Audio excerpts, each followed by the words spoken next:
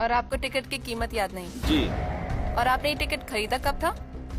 3 दिन पहले। 3 दिन पहले। और फिर भी आपको याद नहीं? हाँ, भूल गया।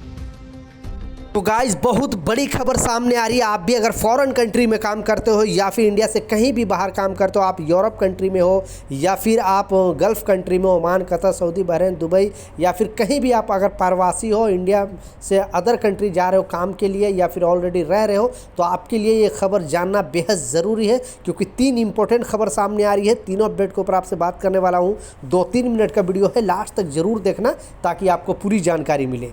तो चलिए स्टार्ट करता हूँ, बताता हूँ अपडेट के बारे में। तो पहला जो अपडेट है, बहुत इंपॉर्टेंट अपडेट है। इस अपडेट में जो बताया जा रहा है, जैसा आप देख सकते हो कि डंकी रूट से अमेरिका जाते हुए अमृतसर का युवक की मौत 36 लाख रुपए खर्च करके पहुंचा था यूएस। आप समझ सकते हो 36 लाख रुपए ये एजेंट को दिए थे, वो भी गलत रास्ता से जाने के लिए। आप लोग जो लोग अगर यूएस जाने का शौक़ रखते हैं या फिर ऑलरेडी रह रहे हैं वहाँ से, क्योंकि बहुत सारे सब्सक्राइबर वहाँ से भी मुझे वीडियो देखते हैं, तो उनका जो सिस्टम है, आप डंकी रूट जो होता है, बहुत सारे लोगों को नहीं जानकारी है। बेसिकली ये बहुत सारे कंट्रीज होकर यानी गलत रास्ता से ये अदर अमेरिका में घुसने की कोशिश करते हैं। तो कुछ लोग अंदर चले भी जाते हैं और कुछ लोग ऐसे भी हैं जो इस चक्कर में अपने ज़िंदगी भी हाथ से धो बैठते हैं। इसलिए आप देख सकते हो इस न्यूज़ से कोई भी इस तरह का चीज़ आपको अगर इलीगल तरीके से दूसरी कंट्री में आप 36 लाख रुपए, आप समझ सकते हो इतना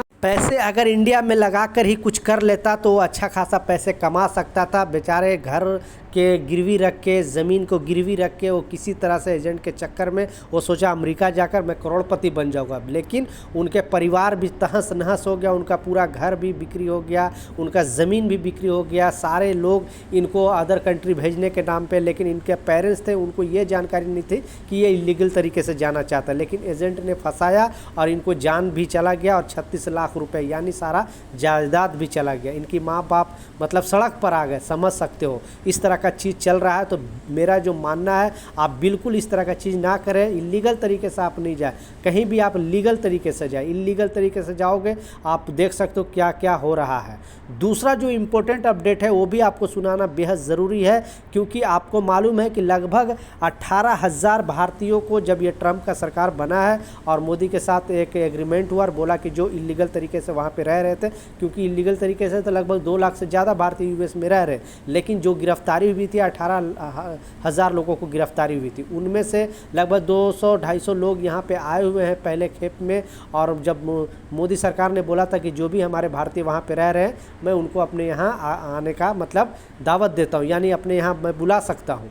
तो ट्रंप ने बेसिकली पहला खेप स्टार्ट कर दिया है और लोगों को भेजना स्टार्ट कर दिया है इंडियन को। लेकिन अब इसके अपोजिट अब एक्शन के मूड में है कनाडा, क्योंकि कनाडा में भी बहुत सारे भारतीय रहते हैं और बहुत सारे ऐसे भी जो इलीगल तरीके से रह रहे हैं। तो कनाडा सरकार भी भारत सरकार से बोल रही है कि आपके जितने भी नागरिक यहाँ पे इलीगल तरीके से रह रहे हैं, वो अपने नागरिकों को आप यहाँ से लेकर जाएं।